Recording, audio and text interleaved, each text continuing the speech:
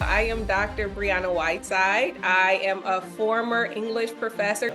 Right. When I was thinking about job security, I was thinking about getting out of survival. I remember one of my early childhood memories is some gangbangers running in our house and beating someone to death, almost to death.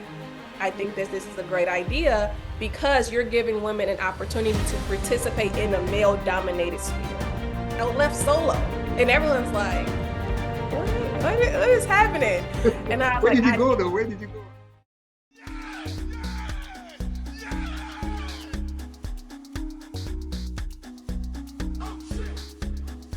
So hi, Brianna.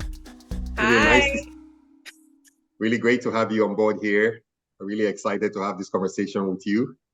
thanks for having Um, me. yes. So I'm George Ibuano, the CEO of BananaCrystal. It's a BananaCrystal basically is a P2P. We enable P2P peer-to-peer trading of US dollars with any currency. So maybe we can go ahead and introduce. You can go ahead and introduce yourself and share a little bit about your background and Yeah. all the amazing and wonderful things you're doing. All right. Well, I am Dr. Briana Whiteside. I am a former English professor, tenure track English professor. I am from the South Side of Chicago, and I went straight through school, straight through education because I was taught to go through school, get a good job, and then go ahead and retire. And so I did that. I became a teacher because I've always wanted to be a teacher since the second grade. And I did that. I fulfilled that childhood dream, which was amazing. Um, I'm also an author, an entrepreneur now, full-time entrepreneur now. I'm sure I'll get into that. And I am a person who loves to see people's dreams come to life. I think so many times we've been taught to live within certain confinements and certain boundaries, but I am the person who will always push the boundary and encourage other people to live outside of those predetermined boundaries. Wow, that's amazing. I really particularly like your journey from the 9 to 5 part to now being an entrepreneur. Yeah. Um, Now, what insights can you share regarding your preference from the 9 to 5 job part versus being an entrepreneur? I think that thinking about my journey from the inner city of Chicago, right? I am from a single parent home. I am the oldest child, which means that I understand the responsibility of, holding a family together as the oldest child. And I think that having that structure or having to learn that structure young instilled this sense of determination within me. And so as a result, I went straight through school. And, of course, if you want to teach, or I wanted to teach college because I don't have the temperament to teach elementary school or high school. So I had to get a PhD. And Oh, it was it was 10 years post high school, right? And I have to tell this story to get to your answer because coming from the hood, first generation, and by the hood, I mean the inner city. That's you just don't the look nice. like you're from the hood. I know. People always say you look like you're from the from the suburbs. No, I am from, let me tell you all, let me give you a little bit of background so that you can see how far I've come. I was from the part of Chicago. I remember one of my early childhood memories is some gangbangers running in our house and beating someone to death, almost to death. Oh, wow. This person was a family friend. He apparently stole something from one of the other people's grandmothers, and he was hanging out at our home, and they knew he was there, and they literally like maybe 4 or 5 men came into our house and beat him with an iron. And so Wow. I say that to say I am nowhere near the suburban girl. Oh, It is literally the grace of God and making it out of the hood and determination that you see the person that you see before you today. Um, amazing. yeah. And so I always wanted structure, I always wanted to get out, but I don't think I thought about a 9 to 5 traditionally, right? When I was thinking about job security, I was thinking about getting out of survival, right? And so I wanted a career as opposed to just a job.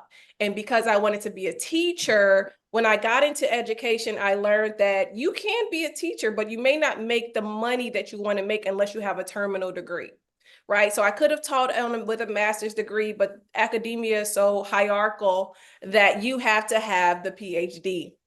And so it took me 10 years post high school to get this degree. I finished at 28, but I started teaching college at 24.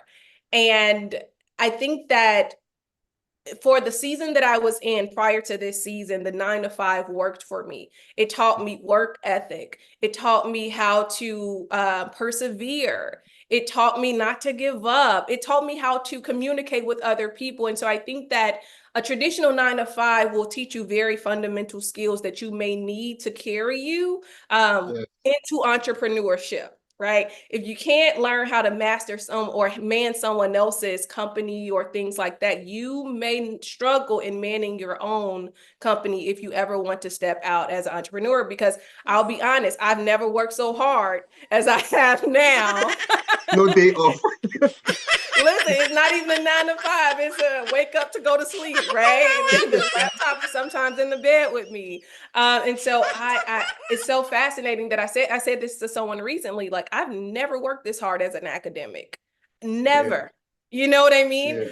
yeah, But now I realize that it was the focus that I had as an academic to get through school that allowed me to do what I'm doing now. So I can't say that I have a preference. It just depends on the season that I'm in, that I would say, oh, this has its perks, this has its drawbacks and things of that nature. But if I could tell anyone who's thinking about entrepreneurship that may be in a 9 to 5 right now, I would literally tell you to master the skills under someone else's company, because everything you're doing, even though it may seem mundane, even though it may seem like, oh, I don't want to get up and do this thing, when it all falls on you as an entrepreneur, you will have already built the infrastructure internally to withstand some of the resistances that you have to go through as an entrepreneur. And I can't say that I would be successful now had I not had 10 years of higher education training and then 10 years in my career. I would not be so multifaceted and ambidextrous like I am now. yeah. You're absolutely right because that's what I always tell most of the employees I work for us here at Banana Crystal that it's one thing for you to do gigs here and there because some of them are doing gigs on the side, and then it's a different thing when you work in an organization. You get production level experience, you get actual real life business experience. And Yeah, if you put in the effort, you might think you're doing it for the company's benefit, but it's actually for your own benefit because yeah, you pick up those skills stay with you, the yeah, knowledge stays with you, and yeah. tomorrow you could be gone and you still have those skills and the experience and the knowledge and just the dexterity of knowing how to do things in an efficient way. So if you do go start your own business, then you have those skill set than saying, oh, this is not my own thing, so I'm just going to put in the minimum effort required to keep my job. Then it ends up affecting you long term. Yeah. So you're right on point with what you're saying, and I think you doing it that way was really, really helpful for this Yeah. transition because now you're working even double the amount of time. And I I am, and I also want to also mention that what I am building, the infrastructure that I'm building around myself now as an entrepreneur, I volunteered in a company for 3 years, and now they're a multi-million dollar company, but I volunteered with them when they were wow, starting. Right. And so as a result of this volunteer or apprenticeship, if that's what anyone wants to call it, I was able to see a lot of the behind the scenes stuff and get a lot of information because since they weren't paying me, they were sharing information that I did not need at the time. Right. I didn't know that I would need it now as a result of my journey, but they were sharing the information. They were showing how to build out models. They were showing out how to do certain things that I would have to pay a business coach, right? Or would have had to pay a business coach. I don't have to pay them because I saved the materials that they were sharing with me. I took notes because something told me you may need this. I don't think that we're ever in a position by happenstance, right? There's always yes, a takeaway from whatever position that we find ourselves in. And so I am grateful that back in 2016, this is when I was interning with this company, that I was learning the media side, that I was learning how they were building out what is now a multi-million dollar company. but they didn't have multi-millions of dollars back then. They were just starting something. Yeah, But I, but you passed the first test though, because the number one trait that I look at for people that are going to be the most successful is the ability to work for free mm, or to offer their services for free. Because when you do that, then it means you have so much confidence in your abilities that you know for sure that you can deliver whatever you're going to be doing, and then naturally you're going to get paid for it. I've never yeah. seen anybody that works for free that doesn't get paid more than they would have ever been paid if they had come in requesting for a very high amount, especially when you don't have experience in that field. That's one of the easiest ways and fastest way to get your foot in the door. But most people are just short-term minded or too self-centered that they can't even Yes. see that Yes. once you demonstrate what your capabilities are, the chances of the employer, said the employer is an idiot, they would want to keep you for sure and pay you even more than whatever you offer them Yeah. in terms of your services.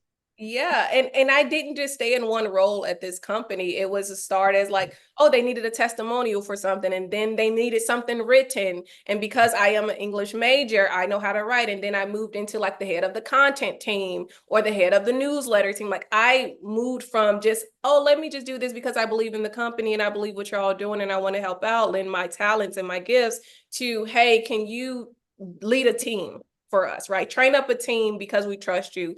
And, I learned so much. One, I learned leadership skills, you have to journey when you're a leader with people.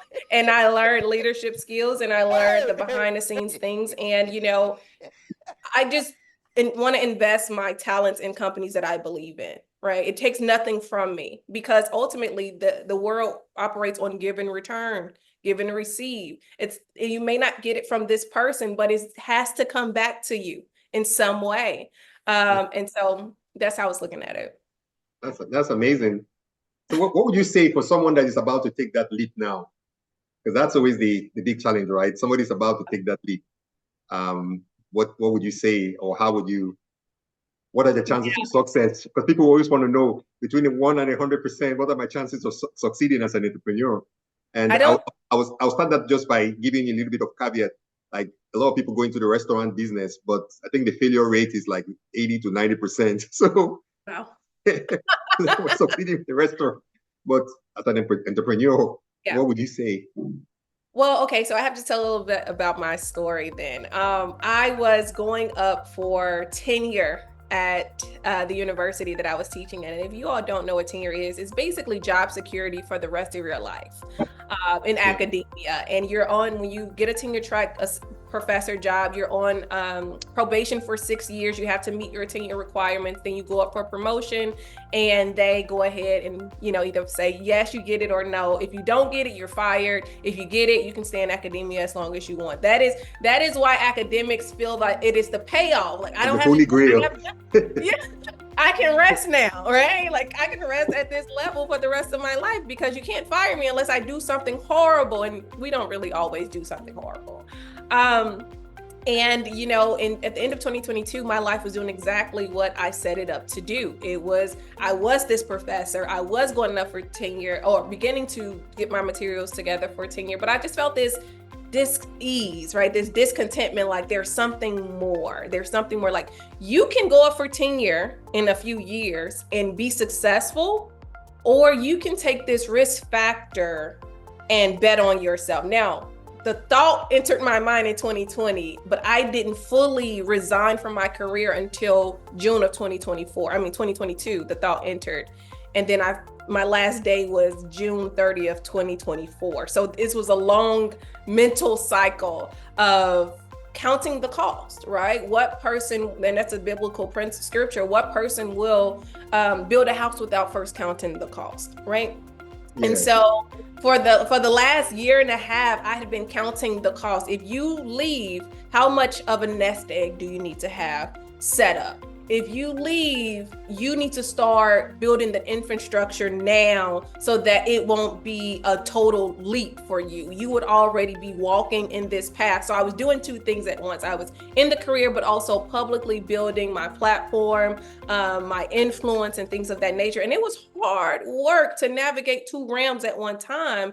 But I realized that you can either do this hard work now or you can pay the consequence of it but not being prepared when it's time for you to go.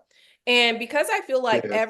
believe that everyone should live their lives according to their own destiny and timelines and timetables that are internally wired within us, you know when it's time to go. The reason Yes. why people don't take the leap is because of the fear factor. What am I going to eat? Where am I going to sleep? What if this doesn't happen? All of these things. But the fascinating thing is, if you get fired, that fear factor is there anyway. You're good to still be there. Yeah. It's gonna be there. So you can either trust your wings, trust in yourself because your job trusts you because they hired you, right? They seen your potential, but they have decided you are probably only worth this amount of money that we're gonna offer you. Or you can say, okay, rewire your brain, right? Because we've been programmed to not be entrepreneurs. We've been programmed to really just be workers. And unfortunately, our educational system kind of pushes that ideology upon us from kindergarten, dare I say it, when they tell you color inside the lines, color inside the lines, do not get Yeah. creative here, color here, right? Yeah. We manipulate the brain in a way, right? And I say we as a former educator. Um, but I remember hearing someone say, this is a multimillionaire say, I was listening to, I don't remember, a podcast or something, and he says, some of us color inside the lines, and some of us create the lines that you color inside. Which one do you want to be?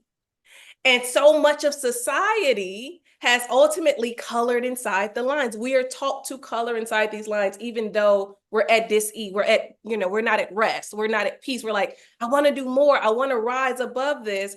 But the conditioning for so long from kindergarten says, you better not rise because Yeah. it's unsafe, right? But Yeah. nothing in this world is guaranteed. And so as I was going through the mental cycle up and down, I can do it, I can't do it, I can do it, I can't do it, over the last year and a half, I was still doing it just in case I said, okay, no, you're going to do it. It's time for you to do this thing. And as a result of doing double work, not really sleeping, just looking like everything I've been through, you know how that looks sometimes. Um, when I submitted my written resignation, let me tell you all about this. I had a conversation in September 2023 with my department chair. So that's my immediate boss. And I was telling her that I'm thinking about leaving academia.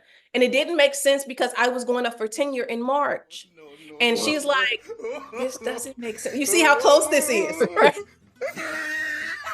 Yeah. Yeah. Like That's this doesn't make sense. You have made your tenure case, like you've been making excellent progress. It's a slam dunk for you. And I'm like, I know.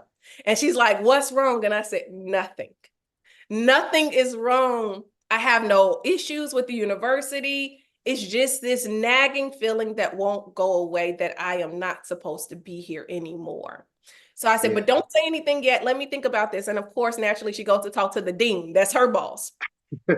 So, all right. So the next day, my boss calls me and says, hey, I talked to the dean. We have 3 offers for you.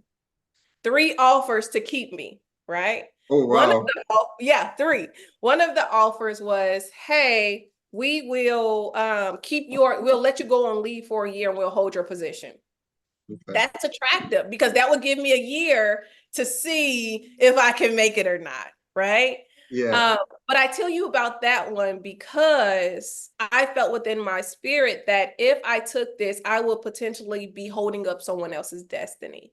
Someone else who was supposed to be in this position at this time or replace me, I would be holding up their position because I really wouldn't trust myself. I really wouldn't trust that I was hearing God and really believing that I'm supposed to step out and do this thing. So that would have been me having a plan B. I am not really a plan B girl. I am, this is plan A and we're running the play. We're going to run it until we can't run it anymore, right? That is how I've always lived my life, plan A. And so it was Yeah. unnatural for me to kind of take a plan B, if you will. So I turned it But down. I mean, that's really amazing. Most people can't even, they don't even have a plan A, and they can't even think about, not having a backup option. And then you are just, that's very special, actually. Yeah. I think I move in a realm of faith sometimes, even though I'm not, sometimes I'm still afraid. I'm like, I have to see how this story ends for me, right? I'm so Yeah, curious about the future that I'm like, okay, well, I mean, if push come to shove, you can always go back in education. You have the degree, yeah, right? yeah, Or you can go in publishing because you have an English degree. yeah, The avenues are endless. yeah. So naturally, the dean wants to speak to me, so I have to go talk to the dean. And she's looking at me, and I'm looking at her, and she's like, "Help me understand. No one in academia turns down tenure, right? Because this is the holy grail. This is what you Yeah, aspire to." And the only thing that I could say to her is the people that I'm called to help now are not behind the academic paywall, right? Because academia, it's for the privileged in a sense. If you get a scholarship, if you can take out loans, the information is behind a paywall. And I felt like I was becoming bigger than this thing, not to be prideful, but I felt like I'm seeing people hurting in the world. And I'm seeing that they need information that will help transform their life. I can either keep teaching literature and transforming a small group of people, or I can make the world my stage. And that is what I decided to do. So I talked to the dean. She said, okay. I submit my resignation. They give me 3 days to rescind it. I don't rescind it. It's final. But I still had to work out that last semester, which was January 2024 to June 2024. I was in a little and how turmoil. did you feel when you knew you were on your way out and you still had to be there Oh, for like that 6 months? yes. And you know what's so funny? I believe that the way you leave a thing is important. The way you leave is important. And I believe that you need to leave integral. And so, though I was leaving because I wanted to leave, I still had commitments. I was still on the payroll for 6 months. So I still had a duty, right? I value a good name. And so who knows? I never want to burn a bridge. And this is what you're paying me to do. And so I am going to show up in integrity and do what I'm called to do. Now, it was awkward for my colleagues. I will not lie, Yeah, because I had a great office on campus. Everyone is like, I had the floor to ceiling windows. Everyone was like, we don't understand this. And I'm like, I don't understand it fully either, but I have to see it through. I have to go figure out what this world less traveled is all about. You know what I mean? yeah. And so I finished in integrity. I was still chairing a committee. I was still in meetings, chairing dissertation, committees. I had this obligation, and at the end of June, I said, okay, now July 1, now it's on you. So because I was a little like, oh my God, did you just really do this thing? I left the country. You took a vacation first. I left the country. I said, I can't deal with this. I need to get away. And I left solo. And everyone's like, what is happening? And I was Where like, did you go though? Where did you go? I'm curious. I only went to Mexico. Okay. I went to Mexico for 7 days to restart, right? I had to get my mind together. I had to leave this environment, even though I knew, you're returning to it, but I had to leave to kind of reset and think a little clearer. And of course, water. Being on the water on the ocean helps a little bit with some sunshine. You know what I mean? It helped me out. I won't lie. Yeah. And so I get back here in July, after I get off my vacation, and I'm like, okay, now you have to work. Now you have to continue on and put all of the skills that you learned, survival, and put them into this pot so that you can thrive. And so that is what I wanted to do. I didn't want to be in survival mode. Even though I was in my career, there was still, you're raised in poverty, impoverished, right? And you raised in a system where you have to rob Peter to pay Paul. All of those things that we say, that mentality still is with you, Yeah. right? And it still is like following, it's your shadow, it's following you. And though I was successful, this fear of going back to the hood was always present. And that was driving that level of success. But when I switched over, my drive was different. I want to learn how to thrive. How do I do this thing? And it just required a lot of learning. And so I'll say that you will always miss the mark if you don't try to reach the mark. right? Yes. If you don't step out on faith and you don't even try, you're going to fail at it because you didn't try. You didn't even give yourself a chance. And one thing that I always try to remember is I never want to be on my deathbed with a regret that I should have tried it. At least because if it doesn't work now, at least I can say I tried it and it didn't work out.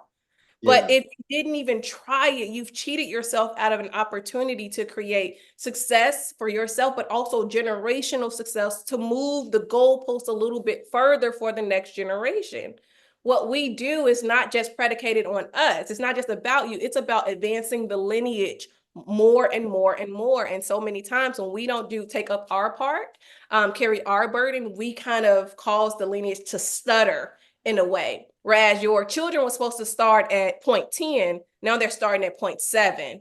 because mom and dad didn't have the courage. And so I would say the fear is natural. You've never done it before. Anything you've never done before, you were scared at, right? Going to high school the first day, you were scared. Riding a bicycle. Right, riding a bike, you were scared. What was once your ceiling is now your floor. So that means you have to start over, and it's a scary thing to start over. But what is your alternative? Yeah, but I think your experience is really, really helpful because we have a program on Banana Crystal called Tell a Woman Campaign, where it's basically economic empowerment of women. Most women in Southeast Asia, in Africa, in any developing country, anywhere in the world, are living like day to day in what you would consider a hood environment, because there's just so much chaos all around you, and you have to survive, and the opportunities available are very slim. And so what we've done is have this Tell a Woman campaign where we empower women and we say, okay, we won't just give you a fish, like the old saying goes, but we'll teach you how to fish. So they can come on our platform, and just like what Airbnb did with transportation, where anybody can provide transportation services and make a living from it. Uber, did that with transportation, and Airbnb with accommodation. We are doing that with currency exchange. So rather than having a bank or a bureau de change or a money transmitter service company do the currency conversion, anybody can join the platform and become a broker. And when you're a broker, you basically provide foreign exchange conversion. And someone living in the US might not understand this, but everywhere else in the world, you're constantly converting from US dollars to your local currency to spend, and you're storing your money in US dollars. And that's like pretty much everywhere you go, every storefront, everything, they're all aware of what's the dollar to the local currency exchange rate. And that's in itself is a multi-billion dollar industry all around the world. So our program is just to help women come on board. We have a bunch of men already doing it, but we're looking to bring in women, and they can just come in. You can start with $5, you can start with $10. All you need is a computer or a cell phone and internet access, and then you provide your rates, and you go back, and you can, if you do multiple currency conversion services throughout the day, you could you could make a living from it. In a very short period of time, you could double, triple your money. It just depends on, it's all depending on your effort. So what would you say to women in general, you being a woman, you being successful, you overcoming so much and getting to where you are right now, and even taking this leap of faith where you left something that was guaranteed and moved into entrepreneurship? What would you say to women that are on the fence, are struggling, are in sub-Saharan Africa or in Southeast Asia, or some of these places where I have this old saying that if you really want to try, test yourself, you need to go and live there for a little bit of time, because those places can be very challenging. What would you say to those people that are stuck over there?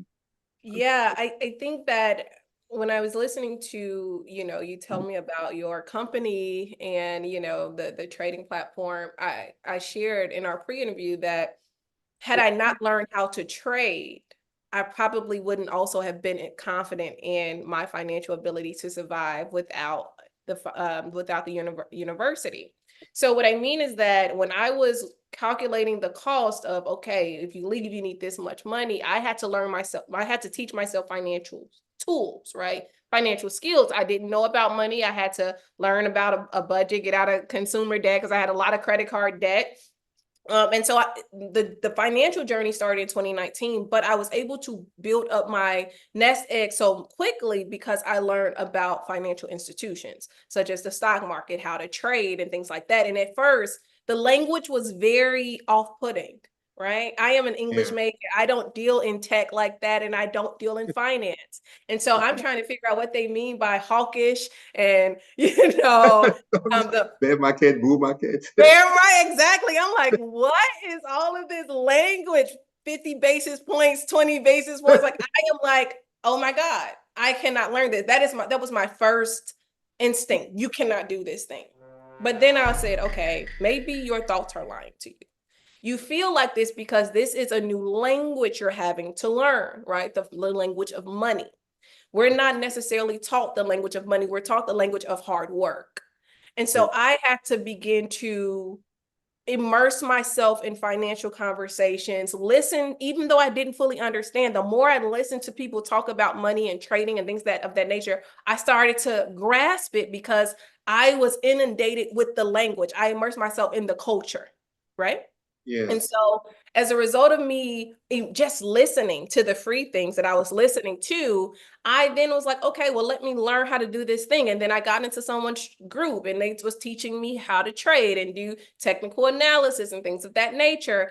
And so I was literally a student. You have to be a student of money, right? You're taught to go to school, get a good job, or not go to school, get a good job. Be be dependent on certain systems, but that does not always work out for our benefit. Therefore, you have to be able to learn or be willing to learn. Just be willing, right? The Yes. first step is being willing to learn the language and or learn in the financial system, and also be confident in your ability to do the thing. So when I think about the Tell a Woman campaign and what you offer for women, I also said, like, I think this is a great idea because you're giving women an opportunity to participate in a male dominated sphere, right? Yes. And when you start to see that while money doesn't grow on trees, it does grow in markets. Right? When you start to see that, it reprograms your mind and how you think about money. You don't approach it from this, oh my God, how am I going to eat? You go to, okay, let me go create this, right? Yes. And it is the creative tool that is within all of us that allows us to prosper. But sometimes that creativity has been snatched out of us through education, culture, whatever it may be. But I would tell women to not fear what you don't know. Don't fear what you don't know. That resistance is your cue to lean into it, to learn it. It's not as hard as it may seem. When you're learning anything, at first you're like, oh my God, I can't get it. I can't get it. Mind you all, I am an English major. I am in the humanities. I deal with words, not numbers. Right? Right. I don't deal in those types of things. But when I sat down and said, if you could get a PhD and you could discipline yourself for 10 years, Yeah. right? And make under, when I graduated with my PhD, because I was a grad student teacher, I was making $14,000 a year. Oh wow. That, that That's is, like that is, nothing. that is horrible, right? That's They below do the that. minimum wage. It is academic hazing. That's what I call it. But I was living on my credit card. So of course, you are deeper in debt because you can't even survive really, right? Yeah. But once I got out of that and I got my tenure track position, and then I started, making way more money than 14 grand a year. And then I started learning about how money moves in markets. I said, you can get to the money. You can get to the money faster. Yeah. But when you first hear it, it seems like a scam. It seems like it's not true. But I would just say if we in Black and brown communities learn fundamentals about money around the kitchen table when we were younger, they would not be so foreign to us as we matured. Exactly. And one of the things we've done, we've tried to make it as simple as possible, remove all the complexities from it. So you're not seeing all those charts and graphs, those kind of things scare people away. I like to say, like the internet, you don't know what powers the internet on the back end. You just Mm-hmm. go and you type the website address. You're not thinking about TCP, IP, Mm-hmm. FTP, all that kind of stuff that is going on the back end. So that's kind of how we've tried to do it. But my biggest challenge is I see women in school, like when I was in school, women were always very bright. Some of the top of the class were always women. And then you leave school and you get into the workforce and then you don't see the women anymore. And so it's like, well, those bright women, they could do math, they could do, I Yeah. did engineering. So there were girls in my class and they were very bright. So, so where are they now? Did they just go become housewives or what happened to them? Because if they were that smart, it doesn't fade. You can't just lose all the brain power just overnight. Yeah. But there's a disconnect between leaving school and getting into the workforce, and then women just kind of fizzle out. And then the next thing, women are saying they don't understand money. I don't like numbers. All that kind of stuff. It feels like it's more like programming because women have emotional intelligence already, more so than most men. So that Yeah. is directly correlated with making money. So so there's a disconnect. It's like almost like somebody did something to disempower women so that women no longer are Yeah. there. But, so it's a very strange thing. I'd like to get your take on that. Where do you think the disconnect happens from school to the workforce to the fear of money and economic empowerment in general for women, and then women being subjected to this backward role where they are just living living in a substandard manner, especially in most countries, and they are the ones taking care of the kids. They are the ones that are the bedrock of society. They are the ones that create the proper family structure. It's kind of a disconnect. I'm really, So it will go down a rabbit hole, right? It's such a complex question and answer. And I think that some of it has roots in, of course, patriarchy, right? How, historically we've viewed women and things of that nature. And then some of it is also rooted in it's like this rejection of female strength and not saying dominance over mankind, but resting in your feminine strength. And so, if we were built to handle all of these things, multitask, do all of these things, there is some type of social programming that says you're not valuable if you do this. You're only valuable as a wife and if you tend to the home. Okay, if that's your plan, that's your plan, but you can tend to the home and still create generational wealth. And that would take some of the pressure off your husband in a way, right? And so then the house will be much lighter, right? And so I think that sometimes we view our role as either or instead of both and instead of standing in the true feminine power that God gave all of us. Like you did go to school, yeah, right? And though you did not, maybe not have learned about money, you still have the intellectual capability to learn, right? yeah, Now, you may not have the desire. Now, that's a that's a different thing. You may not have the desire, but whatever you don't know now, I know that was a saying like what you don't know won't hurt you. What you don't know will hurt you. yeah. That's your blind spot is actually that's what they call your blind spot, right? Yeah, what you don't know will hurt you every time. And sometimes we come in last place financially because sometimes women with money and we're seen in a certain light. But if you're not trying to be a man and you're resting in your feminine nature to just do what you're supposed to do and have been wired to do, I don't think that that is a problem. But I think sometimes we try to do either or instead of understanding that we can walk a middle ground here. And that's generally the ground that I walk, the middle ground. Yes, and that's the and. It's sort of either That's or you do and it. you can do this and yeah. Yes, yes, yes, yes. That's really amazing. Yeah, Thank yes, you. because I mean, what you're doing, it's really fascinating. You're now into this entrepreneurial stuff.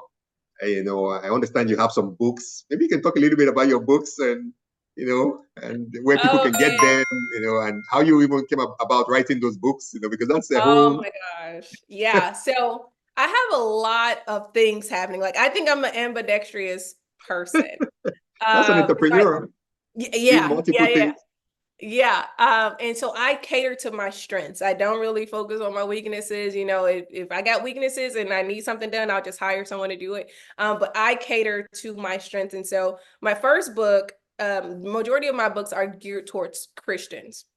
And my Okay. first book came about, I was in grad school and I was trying to figure out who I was. Like, people say you need to find your identity, you need to know who you are, and not in the cultural aspect of, Black enslavement coming to the Americas, but like, who are you? Who did God create you to be? And I was struggling with that in grad school. I don't know why it happened at that moment, but it did. It was a pivotal point for me. And all of the people who I would listen to in the faith realm would say, you need to find your identity. And I'm like, how? And no one could ever tell me how. Like, how you can't tell me to do something as a student without Yeah. giving me the steps to do this thing. And so I remember I was in Amsterdam when this happened. I was doing a study abroad project. I was in Amsterdam and I had just come back. I was living in Alabama at the time. And I just had this this unction. I say it's God. I had God this God moment where I felt like I should read the book of Esther. I've never read this book in my life. It's only 10 chapters, very small. And I'm thinking to myself, I'm not about to read this book. Like, it's 10 chapters. No one even teaches on this in church. You know what I mean? Like, I'm not doing this. But I did. And I started to study because I am a scholar, and the book started to unlock for me, right? I think that the Bible is a historical text, but it's also a living document. And so I started to study it, and I started to see how this biblical character of Esther went from an orphan girl to a woman in the palace. And it was a journey thing. And it kind of taught me the steps of, you know, how I can become and start to find my identity. And so as a result, I'm like, I need to write this book because I know there are young girls, people telling young girls to do this thing and not know how to do it. And then they find their identity in the people they're with, or maybe just the money they make. And sometimes they end up empty. And so I said, I'm going to write the book. Since you all can tell me, I'm going to write the book. And I wrote the book. It was called Woman of Royalty, Rule from a Place of Authority. And it released the day of my graduation, right? And so I became a doctor and an author at the same time. That's like two Yay, titles. yeah. And then I am, you know, I have tons of other ebooks, but now I am actually impressed with another book that releases next month on the power of words and kingdom authority. And it's basically teaching believers or people who want to know, do we have authority in the earth to legislate or to rule? Like, what is the power and significance of our words? This is basically that study. And so because we hear that words are powerful, words create worlds, be careful what you say, but we don't really know the foundational context of why we're saying those things. And because I am an academic, I am a scholar, I was writing an academic book, I just switched gears. And so that book will release next month, November. Where can people get the book though? These your books though. Where are the books? Yes, they're on my website at brianawhiteside.com. Okay. We'll Yeah, put the or link. if you want a physical copy, you can just go to Amazon and type in my name, Briana Whiteside. On the website. Okay. Yeah. We'll put the link on the show notes so people can Okay. see. Yeah. Um, So, I mean, generally, I write the books because I have a strong writing gift. Writing comes easy to me. It always has, which is why I became an English major in the first place. And, you know, I believe that we need to kind of teach people instead of preaching to people. You need information, but you need it to be digestible in a way that you can apply it, right? It's not that knowledge is power, applied knowledge is power. And if it's not applicable and understandable, then we lose another generation. And so that's my contribution. Yeah, but so like for example, this is one of the challenges that I always see. Like you have this book now, you published it here. Most people can get access to it, like in Africa or in Southeast Asia or in any of these developing countries. One, they don't have they just don't have access to the payment methods to get to it. One of the things we did on our site was that we put a button that allows anyone anywhere in the world to pay for products. So you can pay in your local currency, and then we have a peer-to-peer that converts it to US dollars for you, the owner of the book can receive. So you put it on your website, the pay link on your website, and people can pay you in their local currencies and not worry about it. And then you receive it in their local currency, but then you use the P2P feature on the website to convert it to US dollars in your case, because you're in the US. If you're in Europe, you convert it to euros or whatever your local currency is. So it's kind of a way to allow people to pay for your products from anywhere in the world, because otherwise, like 90% of the world is cut off. The only people that can access it are people that have US dollars or US credit card or something that can buy those. So at the end of the day, the content, the people that need the content the most don't get access to the content. They just can't reach it. So I don't know what you think about that, like pioneering something that you can start getting the word out, because what you've done so far, the power of words and your previous book, these are the kind of things that change people's lives. You read those kind of books, and then it changes your mindset, and then you start to see things differently. So maybe you can speak to that a little bit and just, what your thoughts are on that, on getting your content to the most amount of people possible. Yeah, I think that's important. I think that, because I didn't know how to, maybe get the physical copies or allow some people in other countries to get the physical copies. The complimentary thing that I do is I teach live on maybe YouTube. I teach some of the content, but it's not as in depth as a book study would be. And so I try to kind of bridge that gap in that way. And this is not geared towards the first book, but more specifically towards the book that's coming out next month. And so I try to just teach live every week on some type of principle, but it's not as in detail. And so I think that, that conversion that you mentioned, or a button on my website that you mentioned, would be very beneficial, especially as I'm thinking about becoming this world leader that I think I'm going to be, that I do need to think more globally about reaching more people. Yeah, but I mean, for example, an ebook will be, they can always download it. So it could be a smaller price point and they just download the ebook. Everybody has kind of access to internet now. Or even audio recording.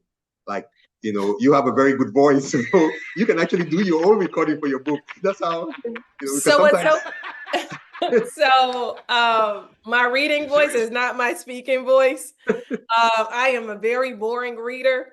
No, but you're an English major, so that means you have a unique advantage there, because most people don't even know how to pronounce words properly and all that kind of stuff. So so I do have the ebooks on my website. All of my products are digital on my site.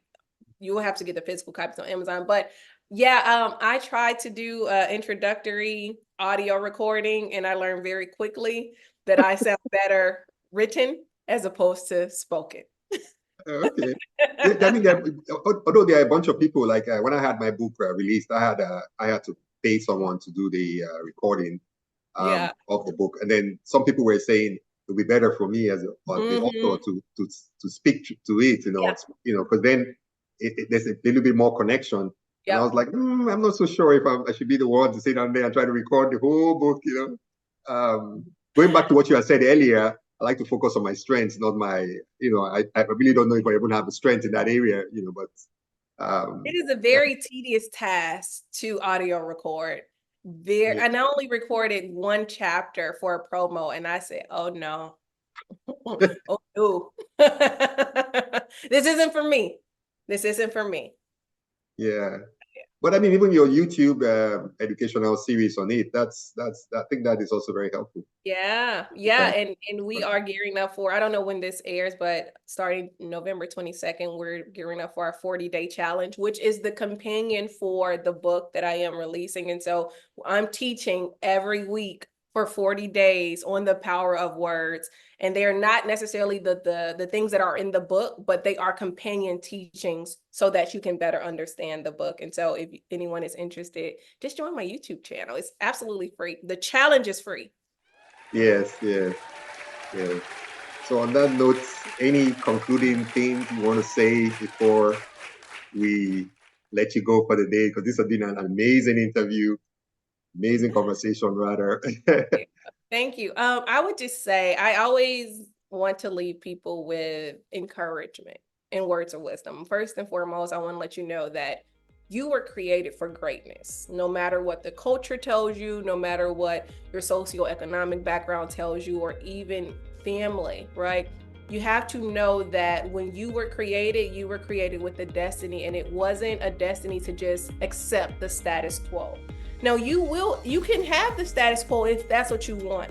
But the moment that you change your mind, everything in your atmosphere will begin to conspire to bring forth that intended result. So also, in that vein, I want to let you know that you will have what you say. So the moment you say, I can't do this, your brain will shut off any opportunity to be able to do it. But the moment you say, I can do this, I'm going to lock in, I'm able to do this, it's not going to be hard. Once you start to speak and say, I'm going to do this, your brain will start to look for avenues to bring you the results, right? And so be careful about how you speak about yourself. I know that's a thing that, I don't know why we do that, these self-deprecating words and jokes. Is not funny. You're better than that. And I want you to know that if you are thinking about entrepreneurship, or even, trusting, the Till Woman campaign, or trying it out, at least try it out and see, give it a trial run. When I tried to learn trading, I said, okay, you got 3 months. You got 3 months and you got to figure it out. And guess what, y'all? I figured it out. And sometimes when people say, well, how do you pay your bills? I say, oh, I just go ahead and enter a trade because I learned all the fundamentals when I was trying to learn how to trade. Therefore, I'm not afraid of money. I'm not afraid of me not being able to pay my bills because I don't have a job. I'm not afraid of that. So when you learn this skill, and your skill will always make room for you, you would always have the freedom that you want. And we all want more financial freedom because we want more time to do what we want to do. When you learn the skill of money, which we're offering here, you will ultimately give yourself the opportunity to live the life that you want because you only have one, right? And so that's what I would tell people to say. I'm not going to tell you to jump blindly into anything. I want to say, try it out.